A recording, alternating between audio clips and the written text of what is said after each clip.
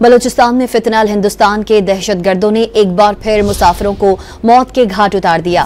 بھارتی سپانسرڈ درندوں کی سفاکانہ کارروائی میں شہید ہونے والے 9 شہریوں کی میتیں آبائی علاقوں کو روانہ کر دی گئیں۔ پیاروں کی بہیمانہ قتل کی خبر سن کر گھروں میں کوہرام مچ گیا۔ وزیر اعلیٰ بلوچستان نے دشمنوں سے سخت انتقام کا اعلان کر دیا۔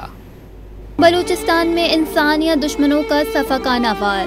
لورا لئی کے علاقے سے ڈھاکہ میں فتنۃ الہندوستان کے سفاک درندوں نے پنجاب سے تعلق رکھنے والے 9 شہریوں کو بسوں سے اتار کر قتل کر ڈالا۔ سرکاری ذرائع کا کہنا ہے کہ بھارتی سپانسرڈ دہشت گردوں نے گزشتہ روز شام کے وقت ناکہ بندی کے دوران قومی شاہراہ پر 2 بسیں روکی۔ پنجاب کا شناختی کارڈ رکھنے والے مسافروں کو اسلحے کے زور پر بسوں سے اتارا اور اغوا کر کے لے گئے، جن کی لاشیں رات گئے قریبی پہاڑی علاقے سے سیکیورٹی فورسز کو ملی۔ مقتولین میں والد کے جنازے میں شرکت کے لیے جانے والے 2 بھائی بھی شامل ہیں۔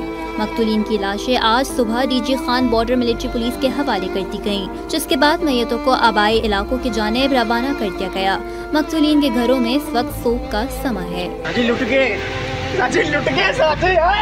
مقتولین کا تعلق لاہور، گجرات، خانیوال، گجرانوالہ، لودھرا اور مظفر گڑھ سے ہے۔ ترجمان بلوچستان حکومت شاہد رند کا کہنا ہے کہ دہشت گردی سے متعلق عمومی خطرہ موجود تھا، اسی وجہ سے مسافر بسوں کے لیے N70 پر سفر بند کیا ہوا تھا۔ یہ بس شام کے وقت چلی اور اسی دوران واقعہ پیش آیا۔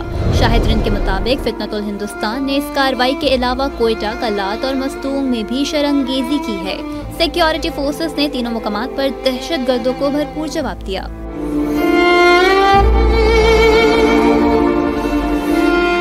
وزیر اعلیٰ بلوچستان سرفراز بگٹی نے کارروائی کو دہشت گردی کی بزدلی کا ثبوت قرار دیتے ہوئے 2 ٹوک پیغام دیا کہ پاکستانی شناخت پر بے گناہ شہریوں کا قتل ناقابل معافی جرم ہے۔ اس بے ایمانہ سفاکیت کا انتہائی سخت جواب دیا جائے گا۔